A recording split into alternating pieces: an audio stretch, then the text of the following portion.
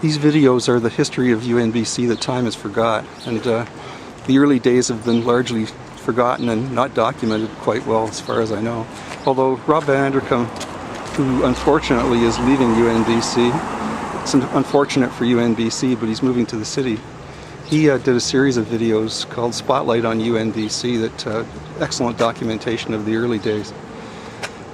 Rob did a great job when he was there. This building is the Travel Lodge. It's kind of across the street on Brunswick from the university.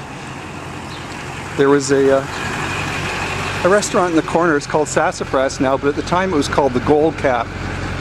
And the Gold Cap was a place. It was a place you can get something to eat.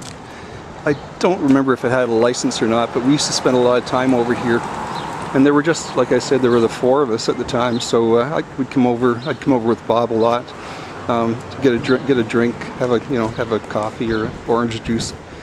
Used to be able to smoke in there. I'm not a smoker, but Bob liked to smoke, and we'd plan the university basically. We'd sit there and say, how are we going to do this? How are we going to build a university with just 4 people essentially? And I know it was mind-boggling at the time, but somebody had to do it, and we just did it. And we eventually got a few more staff.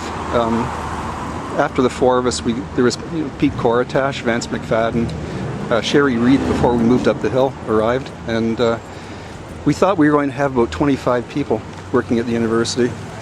I asked Bob one day, how many people do you need to run this place? And he thought about 25, and we ended up with about 12. So it was trying, very difficult, but we succeeded. Going back there, across the other corner, that used to be a Boston Pizza. It's the first time I'd ever seen a Boston Pizza. I'm not from British Columbia, I'm from Ontario, and that was a Boston Pizza. Now it's Curtis Elite Security. Looking down the side of the building, here's the back door. There's another door back there for receiving. Like I said, there were 3 floors. On the ground floor we had a lunchroom that was here in the corner, and it's still a separate room inside there. I won't say what Red Cross are using it for. And there were some offices down the side on the ground floor here for facilities, registrars.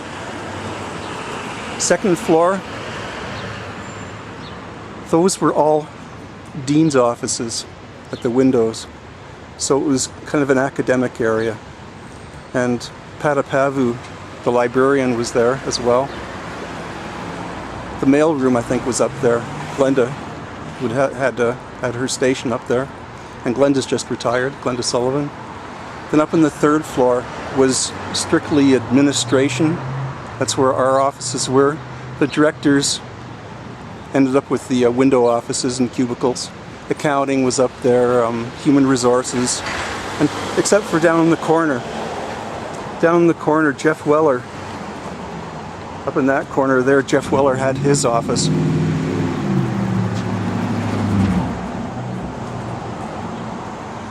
I'm going to continue these in various locations around Prince George they're associated with UNBC, and it'll be the history that you don't normally see, and we'll get this documented.